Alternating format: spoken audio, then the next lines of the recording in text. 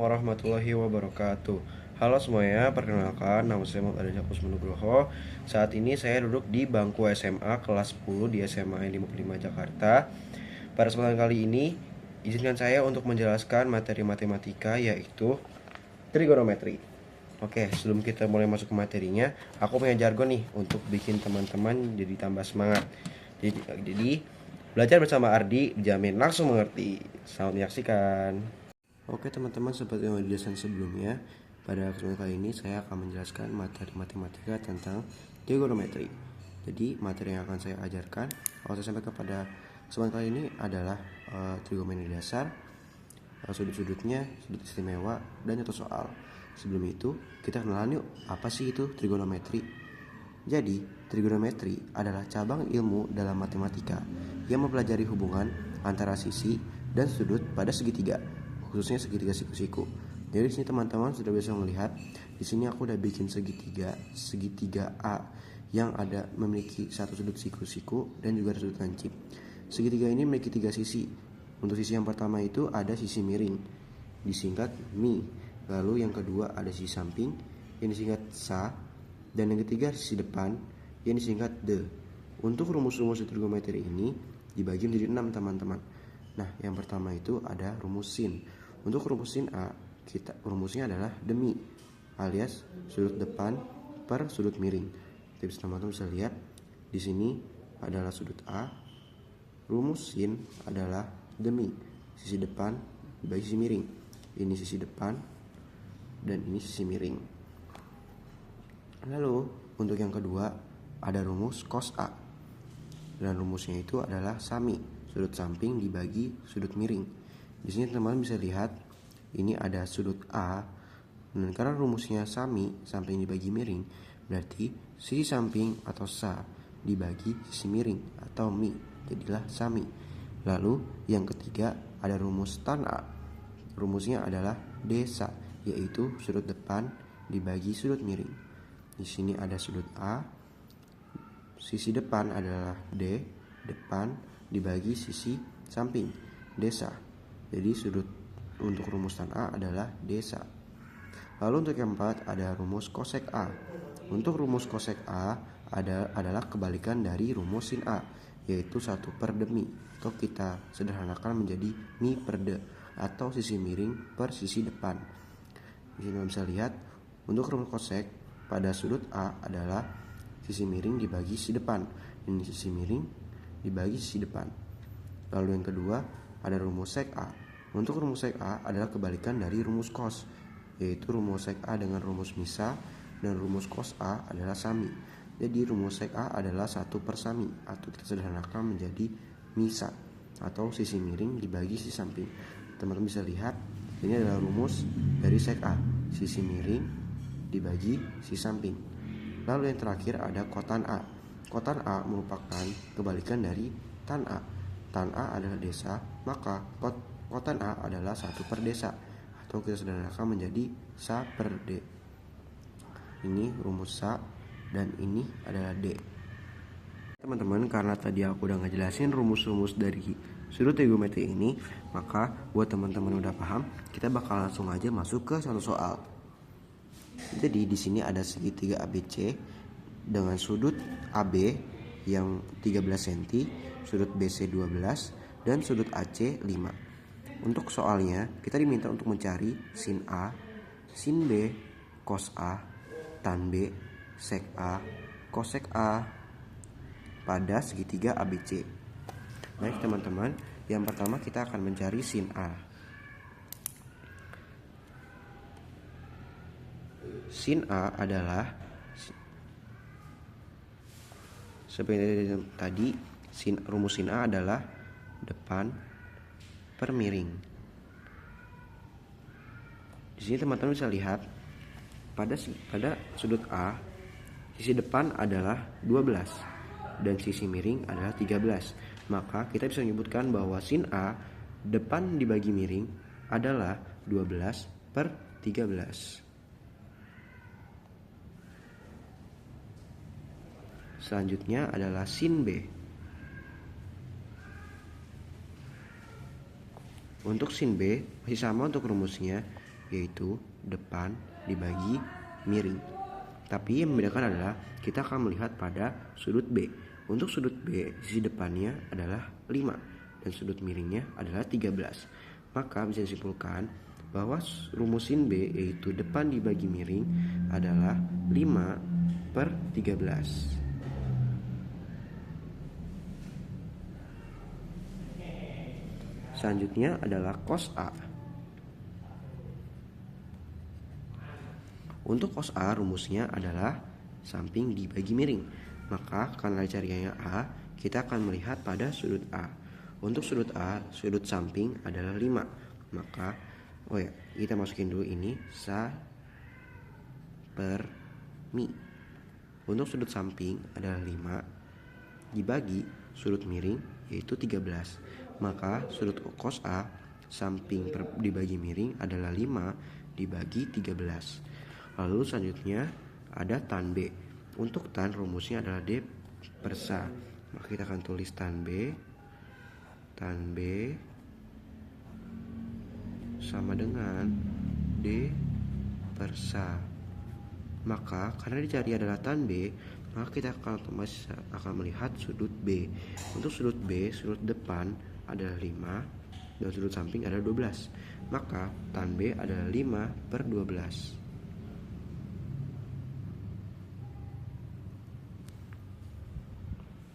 Selanjutnya adalah sek A. Untuk sek A rumusnya adalah mi per sa. Nah, kita tulis di sini sek A sama dengan mi per sa. Pada segitiga A, sudut miring adalah 5. Sudut miring adalah 13 dan sudut samping adalah 5. Maka rumus sek A mi per sa sama dengan 13/5. Baik, sekaligus yang terakhir adalah rumus kosek A. Rumus kosek A adalah mi dibagi D. Pada segitiga A atau sudut A, sudut miring merupakan 13 dan sudut depan adalah 12. Maka rumus kosek A bisa kita simpulkan adalah 13/12. Bagaimana teman-teman? Sudah paham kan? Oke teman-teman, selanjutnya kita akan membahas sudut istimewa. Sudut istimewa itu apa sih? Sudut istimewa itu adalah sudut yang sudah diketahui nilainya, seperti nilai sinnya, cosnya, dan tannya. Dan di sini untuk sudut istimewanya itu ada sudut istimewa X, yaitu untuk sudut 0 derajat, 30 derajat, 45 derajat, 60 derajat, dan juga 90 derajat. Nah, kita bakal ngisi untuk masing-masing sin, cos, dan tannya, dan aku juga bakal ngasih tahu gimana cara nentuin tannya ini. Oke, untuk sin X dengan 0 derajat adalah 0, dan untuk cos X pada derajat 0 adalah 1. Nah, di sini aku bakal ngasih tahu gimana cara nyari tannya. Jadi cara nyari tan itu adalah kalian tinggal untuk sinnya itu dibagi dengan cos. Jadi ini tinggal 0 dibagi 1. 0 dibagi 1 sama dengan 0. Nah, jadi untuk sin sama cosnya itu yang diketahuin. Jadi untuk tannya itu kalau kalian nggak tahu atau nggak hafal, kalian tinggal bagiin aja sin sama cosnya. Oke, kita lanjut ke 30 sudut sin X 30 derajat. Untuk sin 30 derajat adalah 1/2.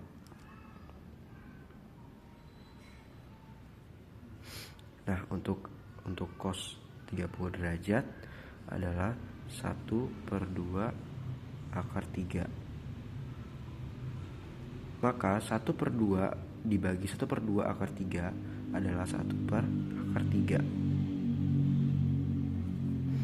Selanjutnya kita masuk ke sin 45. Untuk sin 45 adalah 1/2 akar 2. Dan untuk cos 45 juga 1/2 akar 2. 1/2 akar 2 dibagi 1/2 akar 2 sama dengan 1. Selanjutnya kita masuk ke 60 derajat. Untuk sin 60 adalah 1/2 akar 3. Lalu untuk cos 60 adalah 1/2. Maka 1/2 akar 3 dibagi 1/2 adalah akar 3. Nah, yang terakhir adalah sudut 90 derajat. Untuk sin 90 adalah 1. Untuk cos 90 adalah 0. 1 dibagi 0 nilainya tidak terhingga. Nah, itu teman-teman. Nah, selanjutnya aku bakal kasih satu soal ke kalian supaya kalian ngerti gimana sih cara kita nerapin sudut istimewa ini. Oke teman-teman, jadi dari aku ngasih tahu sudut istimewa itu, aku ada 2 contoh soal yang udah aku buat buat teman-teman. Jadi kita langsung aja masuk ke contoh soal yang pertama. Untuk soal yang pertama, soalnya adalah Adnan ingin mengukur tiang bendera. Ia berdiri sejauh 45 meter dari tiang sejauh 15 meter dari tiang bendera. Adnan melihat puncak dengan sudut elevasi 45 derajat. Berapa tinggi tiang tersebut? Oke, jadi di sini kita bakal gambar dulu untuk tiangnya ya teman-teman ya. Ini tiang.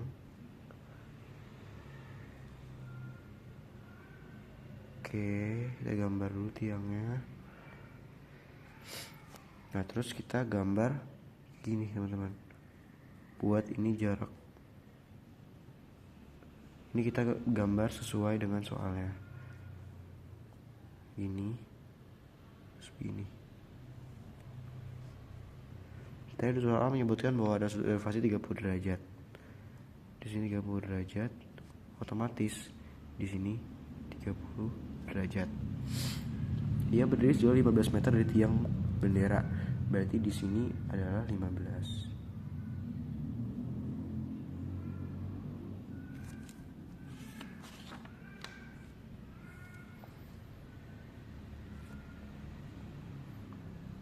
Di sini Adnan, di sini orangnya. Itu salah lagi. Oke teman-teman, karena tadi aku udah ngejelasin tentang sudut istimewa. Nah, sekarang aku punya 2 contoh soal yang aku bakal kasih tahu caranya ke teman-teman gimana cara ngerjainnya dengan menggunakan atau memanfaatkan sudut istimewa ini. Oke, untuk soal pertama, Adnan ingin mengukur tiang bendera. Ia berdiri sejauh 15 meter dari tiang bendera. Adnan melihat puncak dengan sudut elevasi 45 derajat.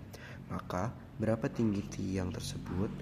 Oke, dari sini kita bisa ngebuat gambarnya ya, buat segitiganya. Kita buat di sini.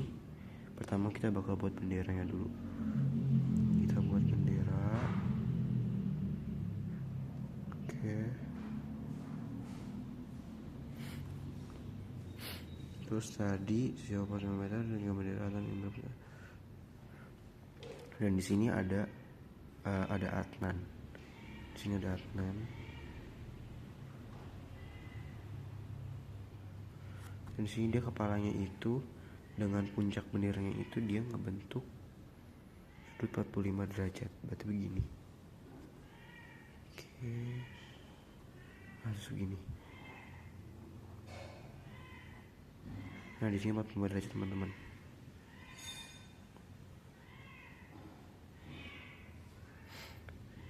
Terus dia berdiri sejauh 5 meter dari tiang bendera. Oke, berarti ini ada 15 meter.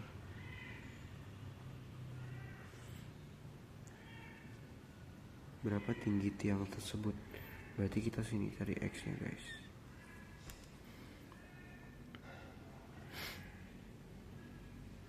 Guys, ini bakal diketahui kalau tinggi Adnan itu tadi 170 cm, kita tulis 1,7 meter. Oke, di sini kita bakal pakai rumus tan teman-teman. Kenapa rumus tan? Karena dari sudut yang diketahui yaitu X dan 15 meter. Di sini rumus dari 45 dari tan itu kan adalah desa. Oke, untuk D-nya itu adalah X dan S-nya itu adalah 15 meter. Maka kita bisa masukin begini.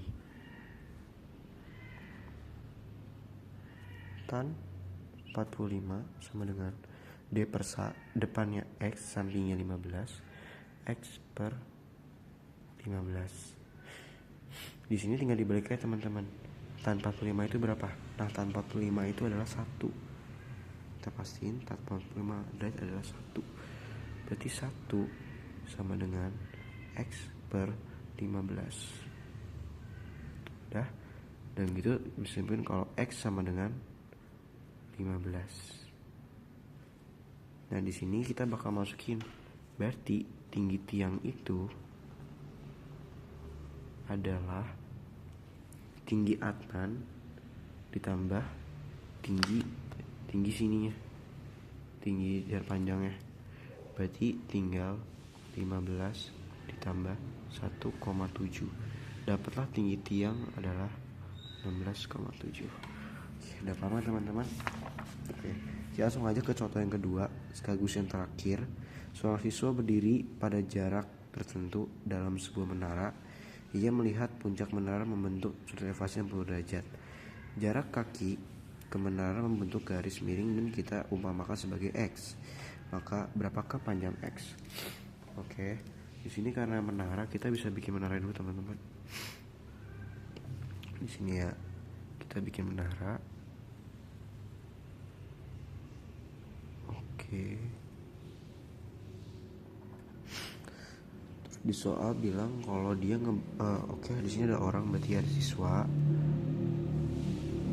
Nah dia itu ngebentuk sudut 60 derajat dari siswa ini ke bawah.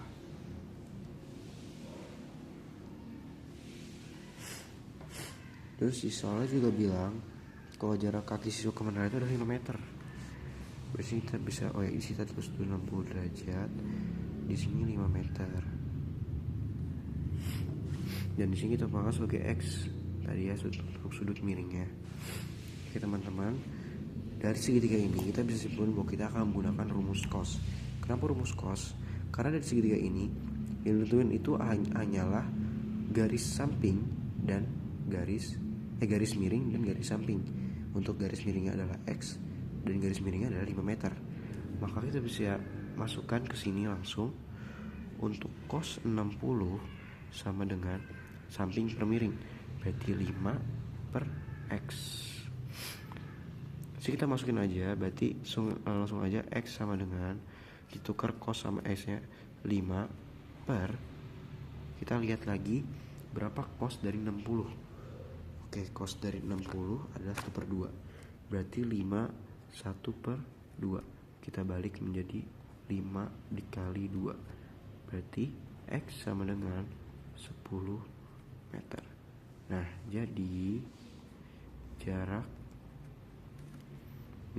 jarak pandang siswa ke menara adalah 10 meter. Nah itu dia teman-teman untuk soal dari sudut istimewa. Gimana teman-teman, udah ngerti kan? Jadi itu kayaknya itu aja ke teman-teman bisa aku sampaikan. Tadi kita udah belajar dari pengertian trigonometri itu apa, terus tadi kita cari rumusnya apa dari sin hingga kotan. Terus kita juga cari contoh untuk mencari sin, kotan segala macam. Terus kita juga belajar tadi sudut istimewa dari sudut 0 sampai sudut 90, dimulai dari sin, cos, dan tan. Terus kita juga udah kerjain soal buat sudut istimewanya, dan kita udah bisa mecahin di soal tersebut. Nah teman-teman, mungkin itu aja yang bisa aku sampaikan untuk materi trigonometri ini.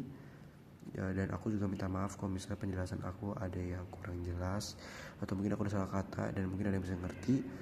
Kalau mungkin ada yang belum jelas, teman-teman bisa langsung tanya aja di kolom komentar. Jadi oke, sekian aja dari aku. Kurang lebih mohon maaf. Wabillahi taufiq wal hidayah. Wassalamualaikum warahmatullahi wabarakatuh. Dadah.